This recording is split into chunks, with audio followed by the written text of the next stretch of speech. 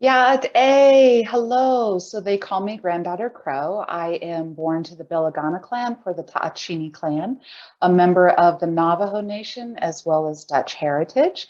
And I am so honored to be here with each of you individually and us as a collective. May we feel the energy of what is going on with the transformative energy of what it can become. And so I want to just say thank you to the people who bring the dark goddess energy to us and brings that to the forefront of our mind, brings it from the subconscious to the forefront. Before we go any further, I would like to just set sacred space. So awesome. So welcome, welcome, welcome, welcome into this space, welcome into this time. I'm going to draw a circle around this space, around this time, declaring this space as sacred space, and this time is a very sacred time. I'm going to set my ego to the outside of this circle so I can be a pure conduit for the divine, for the goddess, for the dark goddess, to bring to you a variety of understanding so that you can get to know her in your own life and you can work with her energy to transform your life, and you can work with her courage, and you can work with her power, and you can work with her to help you to have a better tomorrow so that yesterday makes more sense. So welcome into this circle. I am, like I said, Granddaughter Crow, and in preparing for this summit, I do a lot of thinking, meditating, walking, and trying to get myself into the position that I deliver something that might relate to you. And I know that there are a lot of wonderful presenters here and great ritual and all of that. But honestly, I came here to speak from the heart. They call me Granddaughter Crow. I think I am widely known for connecting with the natural world. The books that I write have to do with the wisdom of the natural world, and being able to look at the natural world to help us to connect with the divine, as the natural world is an expression of the divine and or the divine itself. So I'm here to provide you with a spin on the dark goddess. We have the beautiful teachings from around the world and so much respect. I'm here to kind of show you how the dark goddess is exemplified, how the dark goddess is expressed, how the dark goddess characteristics are actually something that you already can connect with and relate with, irregardless of whether you are a beginner in a craft or whether you are a master in a craft. These are just like basically, when you go to a yoga class, they tell you breathe. And you're like, duh, I do that in my sleep. But when you start focusing on your breathing and on your breath work, it recenters you. So I am going to speak about the dark goddess in the natural world. And the attributes that I will be talking about is not only her power and her knowing, but her psychic abilities. And the word psyche, the idea of your subconscious. I want to talk about her mysticism aspects, and how that is revealed within the natural world. I want to talk about her creator and creative energy, how she is what we all come from and what we all return to. My husband, Jeffrey Gray, likes to say, from womb to tomb, both are dark. Hello. So, and then I also want to talk about her transformative life, death, rebirth aspects and attributes, and how that is revealed in the natural world, because we are in a time in history that we need to look at all of these things, the life, death, and rebirth. So let's just start out with her power. Ah, I would say that she is a balance. She is the balancing attribute to the day, to the sun. She is the moon. She is when the earth, she is the night within our day. She is the evening and the night within our day. When we begin to relax, we begin to reflect, we begin to rest, and we need to become anew. When we sleep, she is there watching us, guiding us. And in the natural world, we can also see her throughout the seasons, as the summer solstice turns and now the night begins to grow and gain and grow. And so does she. And this is so beautiful because she turns us into fall, which is very transformative. She turns us into winter, which is very sleep oriented. When the world goes to sleep, the natural world begins to sleep.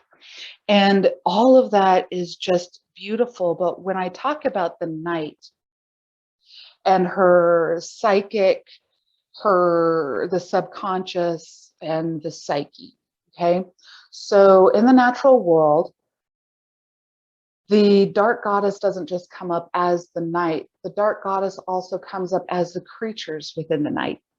The cat that can see you, the owl that can know that you are there and where you are going, and you don't even know that it is watching you.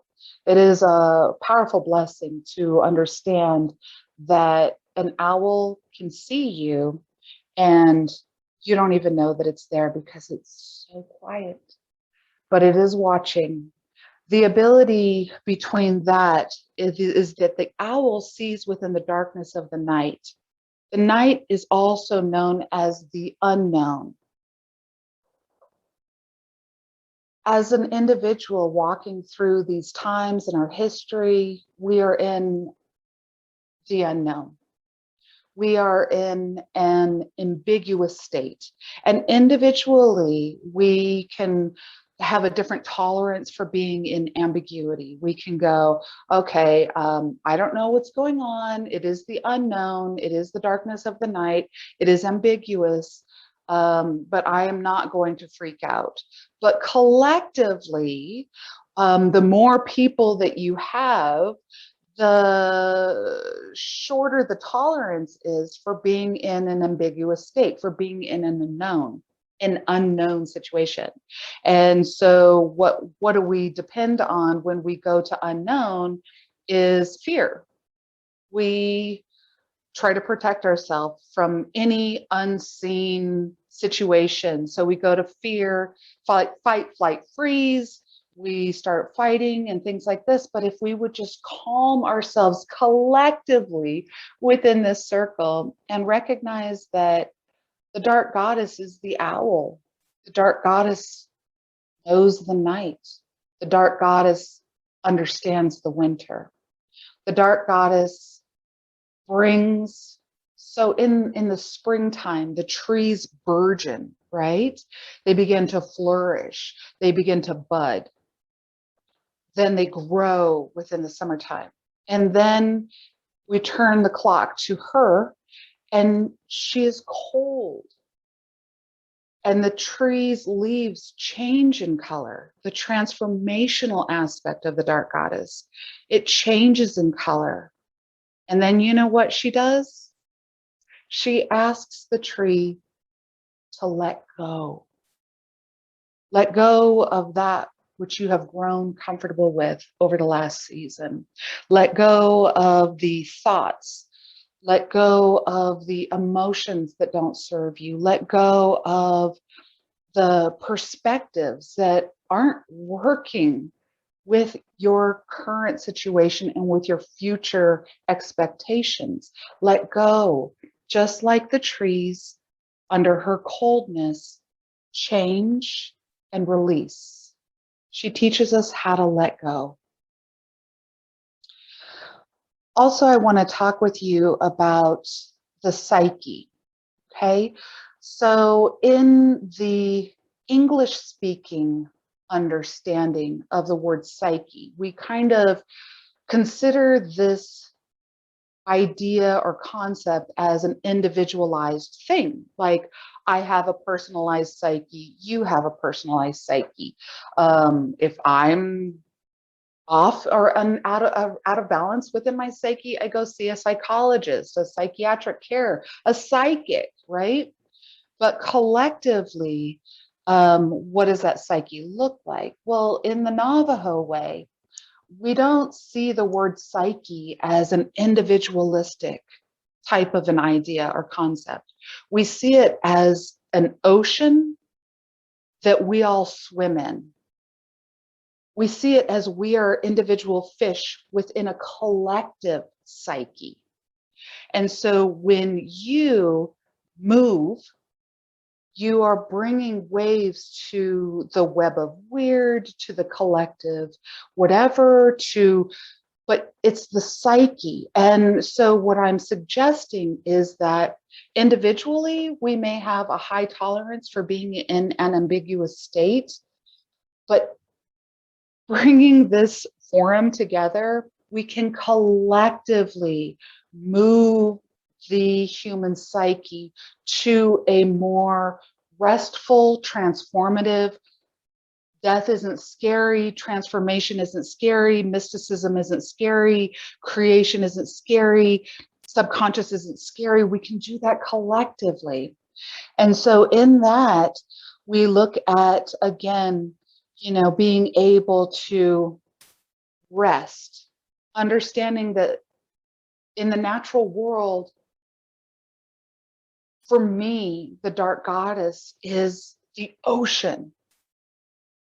It is not something that a human can conquer. It is something that a human flows with and gets to know, seeing the beauty and seeing the ups and the downs, the highs and the lows, and seeing the beauty within all of it. It's very natural.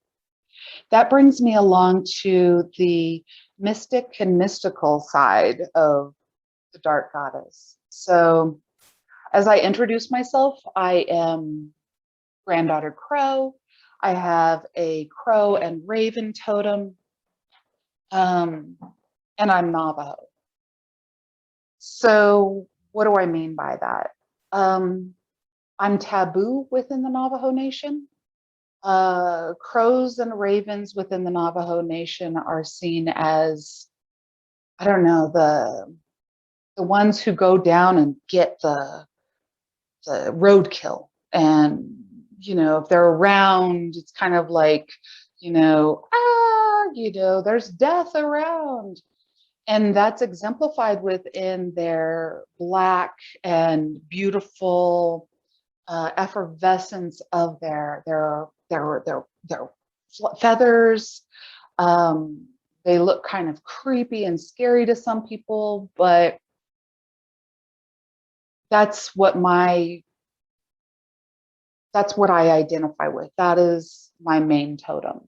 I remember when I was 23 years old, I was working at a job, and I went outside out back to take a break, and I looked up and there was this huge raven, and it looked at me, and I looked at it, and I saw the universe in its eyes.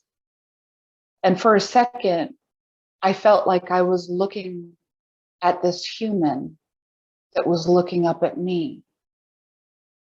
Then I realized that I was the human looking up at it, and we connected. And in my career, the truth is either you love me or you hate me. I scare people. I have been rebuked. But you know what? It's kind of funny because I am a Cancer, very, very sensitive. I have a Leo moon, so hence the hat. But at the end of the day, I'm not trying to scare anybody. But my husband explained it to me. It's okay if they're a little afraid. It will cause them to think twice before they approach you and your gentle spirit. So, to all of you witchy people out there, it's okay if they're a little afraid of you. It actually could be a benefit to you because it keeps away those who really want to hurt you. It makes them think twice. So, and I think that that's a part of my personal dark goddess characteristics. Now we'll talk about the creating side or the creator form of the dark goddess. Um, I have spoke of that she is the night, she is the unknown. I have spoke of, that she is the winter when the world falls asleep. She is the womb in all of its, I can't see anything, I'm in an ambiguous state. She is the tomb when I can't see anything with human eyes, but I can see through my subconscious and I can see through my psychic abilities. She grants us the ability to practice seeing without these. See with this. No. We talk so intelligently about all of our confusions. But when you're asked, what do you know? Do you know what you know? The creating form could be exemplified as the spider. The spider creates wherever she goes. It is not her creation that is her prize.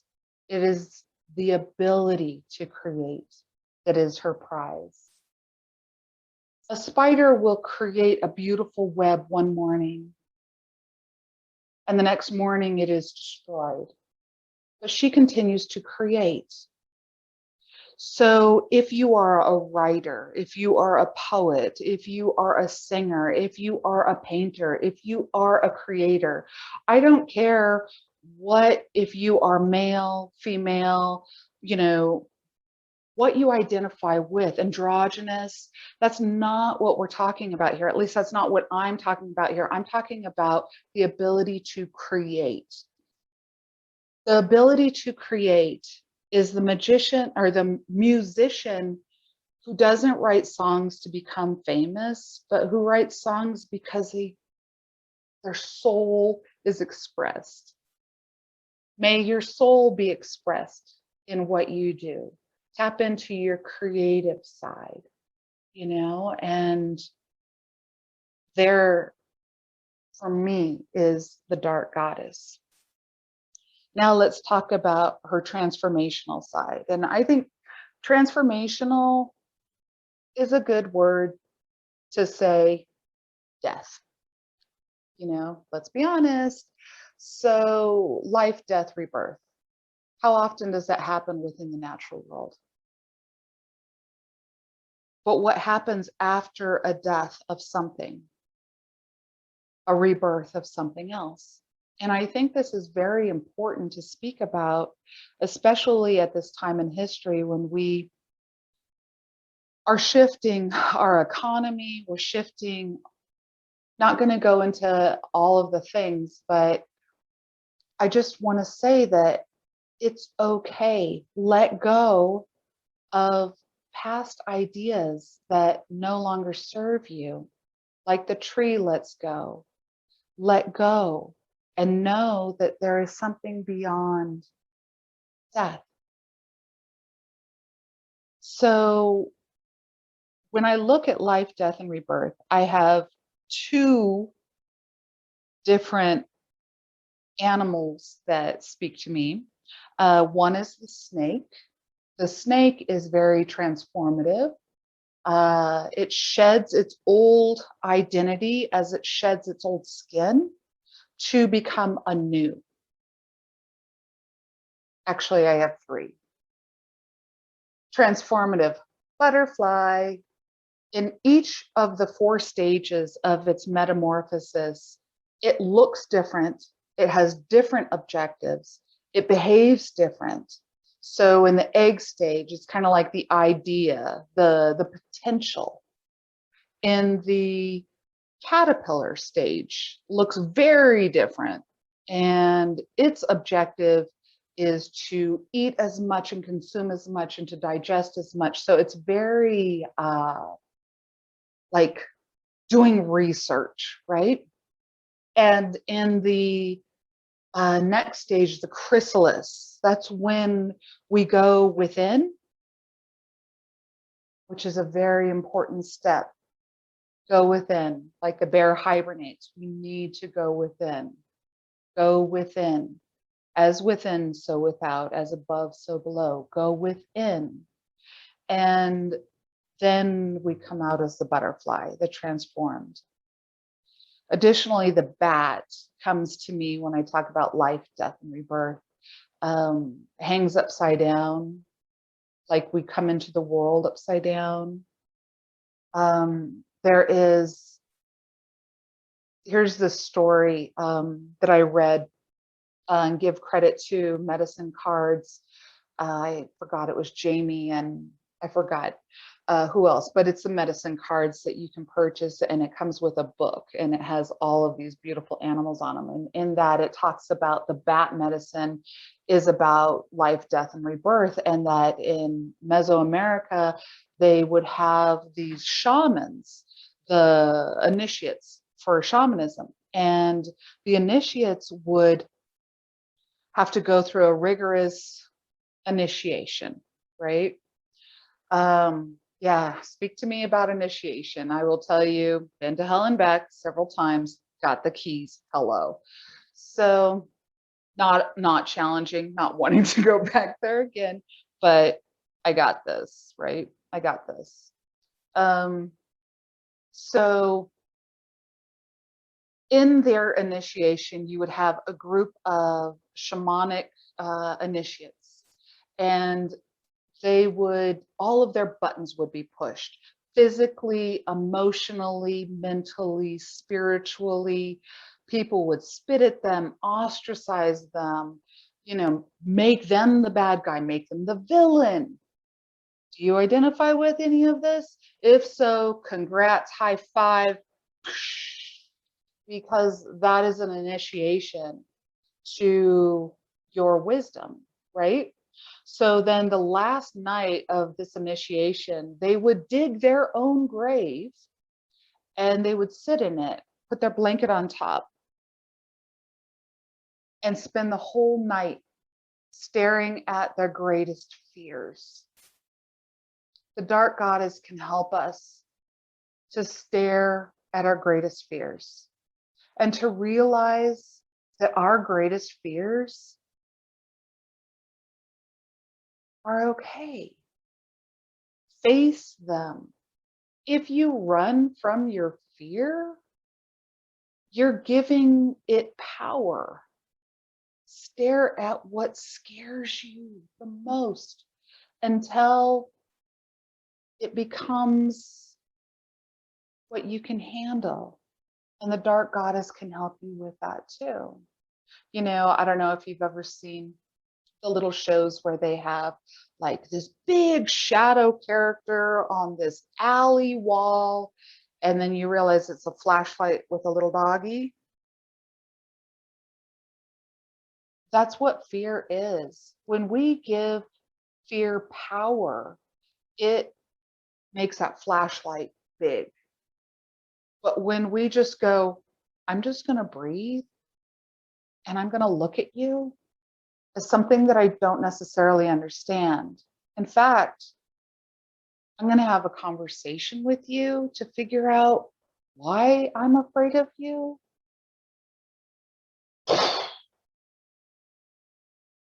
That's the beauty of the dark goddess. That is the beauty of the dark goddess. She will sit with us in those times. And the beauty is that it's hard to understand attributes of her because they are so unknown. And if you feel that way, now you're getting to know the dark goddess. Get to know the dark goddess within. So now we're back to the subconscious. Go within, just like the cocoon, just like the bear. Go within. What scares you? It's okay. We all have fears. You're not less than or weaker than if you have a fear.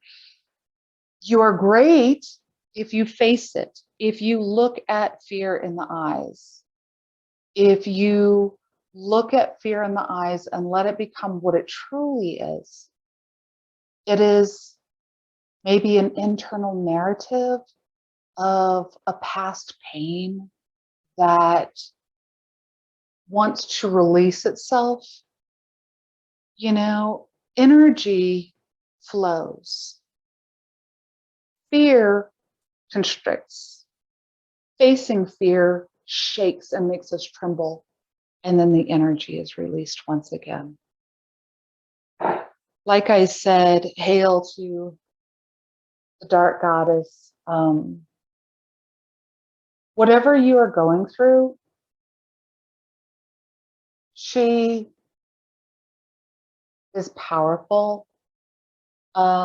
If you need to meet your shadow and befriend your shadow, if you need to face your greatest fears, if you need to face death, if you need to face the unknown, sit under a starlit sky.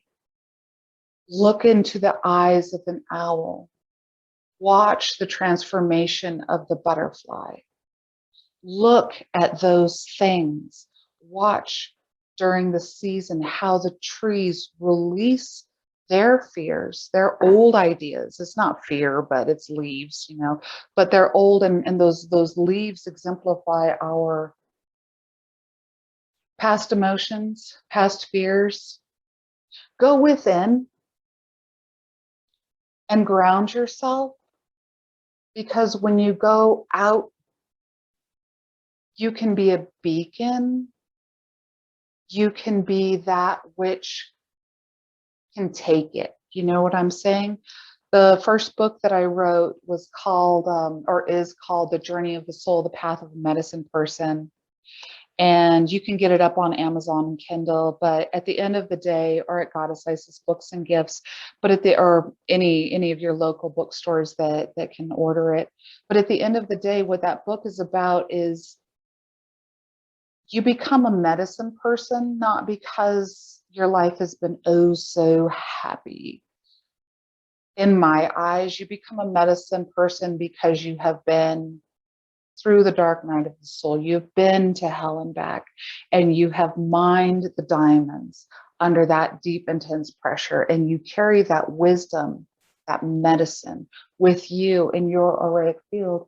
And you can be that beacon to help other people. Be that owl, be that raven, and understand, you know, that we are here to connect psychically and in our psyche to create a tomorrow that will make our yesterday make sense. I like to say, in closing, we don't practice magic. We throw that shit down.